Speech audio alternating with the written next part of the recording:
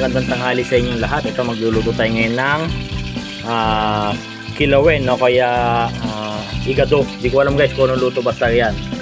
Meron tayo ditong bawang, sibuyas at yung sili. Ito pong ating karne ng minarinate ko na po yan sa paminta, magic sarap, at saka pineapple, tidbits. Yan po yung katastan po ng pineapple. Yan, ilagay ko na po yan. Tapos ilagyan natin ng laurel.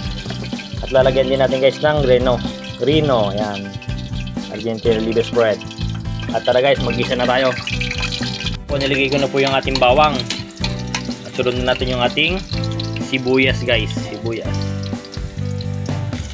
Ayan guys, nilagay ko na rin po yung ating sibuyas. Yan, hintayin lang natin na masangkot siya yung sibuyas natin. Ilalagay na natin yung ating karne. Yan po, okay na po yung ating bawang at sibuyas. Lagyan na natin ito guys. Yan, isasangkot siya lang natin yan guys. At nilagyan ko na rin po yan ng patis. Yan, patis yung ating niluluto. Isasangkot siya lang natin siya guys.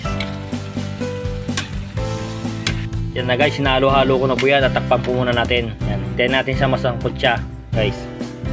So guys, yung ating niluluto na kilawen, kaya igado. Kaya lagyan natin guys na itong liver spread. Ayan, haluin natin. Lagyan natin yung ating ating siling panigang. Yan, dahil nilagyan ko na guys kanina ng patis yan, kaya okay na po yung lasa. At haluin lang po muna natin.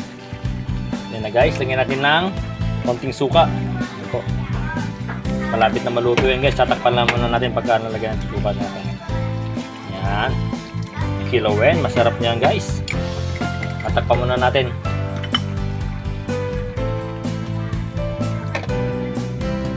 Silipin natin yung ating ulam. Yan. Wow, talagang mapaparami na naman ang kain natin ito guys. Yan, kilawen o kaya igado ang tawag. Di ko alam guys sa inyo sa ibang lugar kung anong tawag dito sa ganitong luto guys. Tignan natin. Masarap. Yan, okay. Goods na goods guys. Sarap. Tara, kain na po tayo.